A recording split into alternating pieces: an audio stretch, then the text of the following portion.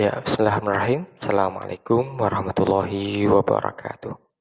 Alhamdulillah, wassalatu wassalamu ala rasulillah amma ba'dah. Kembali kita belajar ngaji hadis Nabi Muhammad SAW, bab jihad atau kitab perjuangan. Judul pagi hari ini adalah tentang harta rampasan atau dikenal dengan ghanimah. Ya, saudaraku muslim dan muslimat dimana berada, sebelum bacakan sebuah hadis sebagai pengantar atau pendahuluan, bahasanya perang pertama yang ini menentukan sebagai perang yang sangat amat penting di dalam sejarah Islam adalah perang Badar.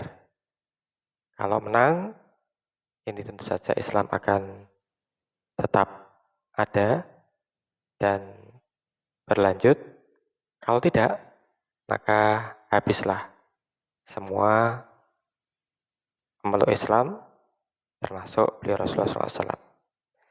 Ya, saudaraku muslimin dan muslimat dimana berada, dan ternyata Allah Subhanahu wa Ta'ala, sebagaimana penjelasan hadis sebelumnya, ini tidak membiarkan agama Islam ini musnah dari muka bumi ini. Allah mengirimkan malaikat menjadi pasukan Rasulullah SAW, sehingga setan, iblis dan bala tentaranya yang ini menyertai pasukan kafir Quraisy dengan 1000 bala tentaranya, ini setan kaget dan lari terlebih dahulu ketika melihat adanya pasukan para malaikat di barisan Rasulullah Muhammad SAW. Nah, selanjutnya perang Badar pun kemudian diungguli atau dimenangkan oleh pasukan Rasulullah SAW.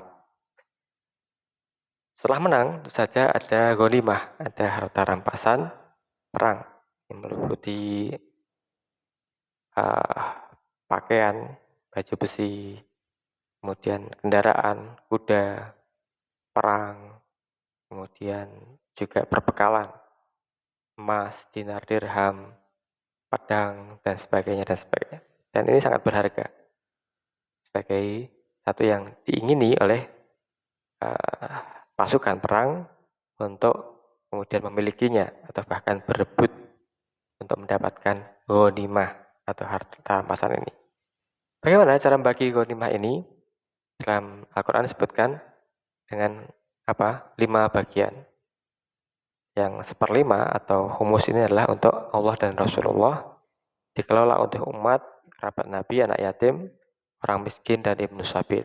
Adapun 4/5-nya adalah untuk pasukan yang ikut berperang, baik yang bertempur secara langsung maupun yang menjaga perlengkapan. Lebih detail, penunggang kuda mendapatkan 3 bagian, 1 untuk penunggang dan 2 untuk kuda. Sedangkan pejalan kaki mendapatkan 1 bagian. Ya, saudaraku muslimin dan muslimat dimana berada, mari kita baca hadis berikut ini, mari kita simak. Bismillahirrahmanirrahim. Wa an Auf ibnu Malik radhiyallahu anhu, anna Nabi sallallahu alaihi wasallam qada bisal bilil qital. Diriwayatkan dari Auf Malik radhiyallahu an, bahwasanya Rasulullah SAW menetapkan harta rampasan itu bagi sang pembunuh. Ya, saudaraku muslimin dan muslimat dimanapun berada, apa yang bisa kita ambil petik hikmah dari hadis ini? Benar, ini adalah latar hadis yang dilatar belakangi, konteksnya adalah kemenangan perang Badar. Terdapat harta rampasan perang Badar terdiri dari 150 ekor unta, 10 ekor kuda, dan berbagai perlengkapan perang, dan 70 orang tawanan. Keesokan harinya, ketika muslimin sudah bersiap-siap pulang ke Madinah, timbullah pertanyaan seputar masalah harta rampasan perang ini. Masing-masing pihak yang ikut berperang merasa dirinya berhak menganggap paling berjasa dalam peperangan yang berakhir dengan kemenangan itu.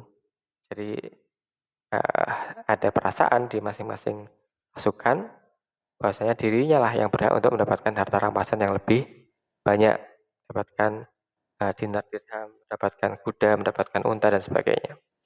Kemudian Rasulullah SAW melihat situasi ini, menyuruh semua harta rampasan dikembalikan yang telah diambil, diperebutkan pada waktu itu sebelum kembali ke Madinah. Dan diminta supaya dibawa agar beliau Rasulullah SAW dapat memberikan pendapat akan ketentuan Allah yang akan menjadi keputusan pada nantinya. Jadi sudah berebut, sudah dibawa di tangan masing-masing. Lalu kemudian Rasulullah SAW memerintahkan untuk dikembalikan dulu. Nanti akan ada tata cara pembagian dari Allah Subhanahu wa Ta'ala berdasarkan wahyu. Kemudian Allah mewahyukan kepada Nabi Muhammad SAW tentang harta rampasan itu dibagi rata di antara kaum muslimin yang ikut berperang.